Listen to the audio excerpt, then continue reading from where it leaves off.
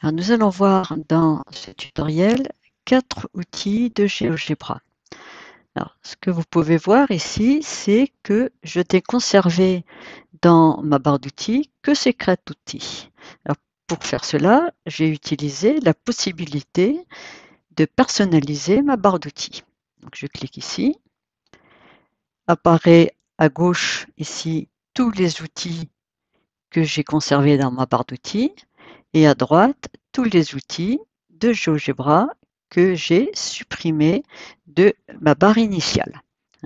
Alors si je veux remettre un outil, par exemple ici l'outil stylo, il suffit que je le sélectionne et que je le réinsère. Voilà. Si je fais appliquer, l'outil stylo apparaît dans ma barre d'outils. Si je veux le retirer, donc il est sélectionné, je le retire et je fais de nouveau appliquer et il disparaît de la barre d'outils. Voilà, donc comment on affiche ou non les outils dans la barre d'outils. Alors, nous allons commencer donc par l'outil texte. L'outil texte va me permettre de placer sur ma zone de travail une étiquette dont je peux définir ici la couleur du fond, la couleur du texte. Est-ce que ce texte sera en gras ou en italique? Est-ce que mon étiquette sera grande, petite, moyenne? La taille de l'étiquette définissant également la taille du texte. Et puis, est-ce que mon étiquette sera déplaçable ou non sur ma zone de travail? Alors, commençons par créer cette fameuse étiquette. Donc, je clique dans ma zone de travail et je rentre mon texte. Voilà. Ici, j'aperçois un petit rendu de ce qui va être affiché dans mon étiquette. OK.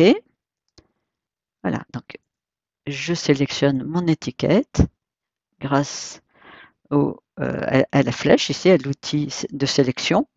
Donc, je sélectionne mon étiquette et vous voyez que je peux la déplacer comme je veux sur ma zone de travail.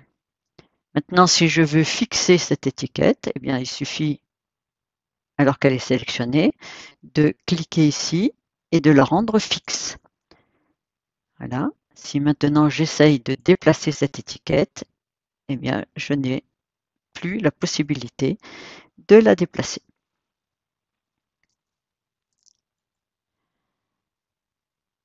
Alors, voyons maintenant l'outil point. Alors, cet outil va me permettre de placer dans ma zone de travail différents points. Alors, je sélectionne l'outil et je crée en cliquant ici sur ma zone de travail un certain nombre de points. Alors ces points, vous voyez que GeoGebra automatiquement leur donne un nom. Ce sont dans l'ordre de l'alphabet, les lettres A, B, C, D, etc. Ici apparaissent les propriétés des points. Alors, si je sélectionne le point A, donc avec mon outil de sélection, je clique sur le point A, il est sélectionné. Vous voyez qu'un petit halo gris apparaît autour du point A. Je peux déplacer ce point comme je le désire sur ma zone de travail. Je peux changer la couleur du point sélectionné. Voilà. Je peux changer sa forme.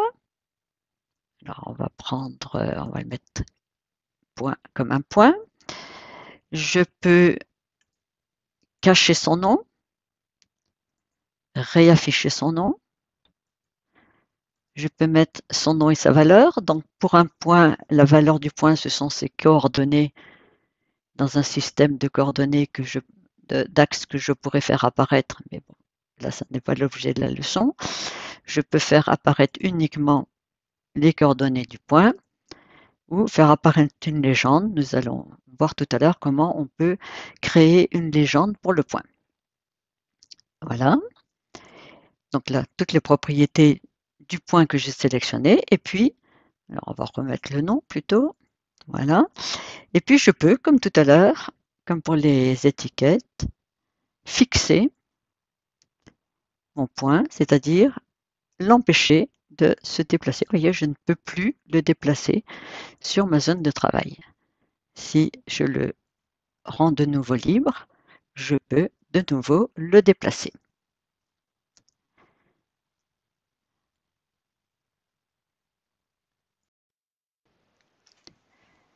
Alors si maintenant je veux changer le nom de mon point,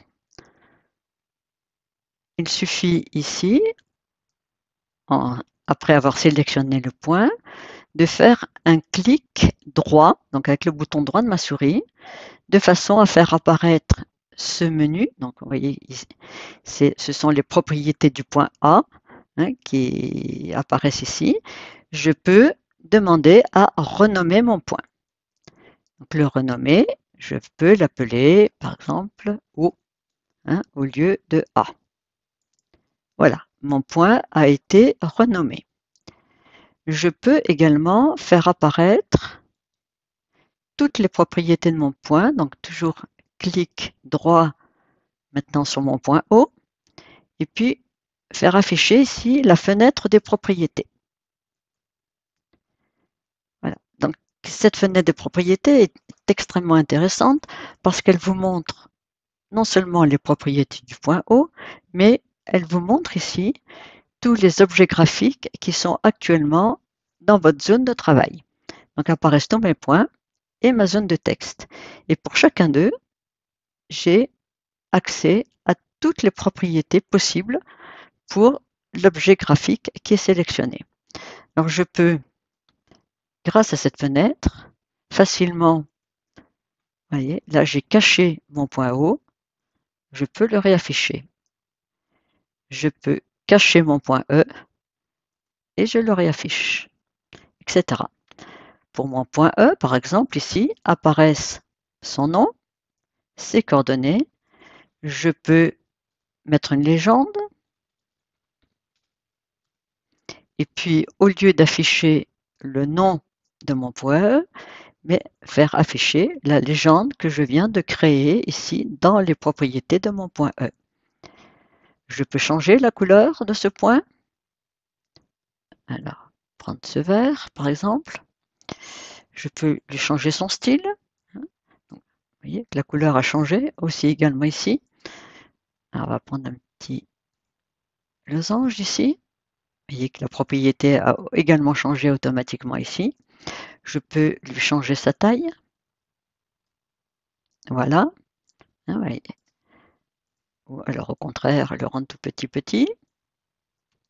Voilà. Donc, vous voyez que vous avez accès à toutes les propriétés et qu'à chaque fois que vous changez une propriété, eh bien, elle change également dans la barre des propriétés, affichée sous la barre d'outils.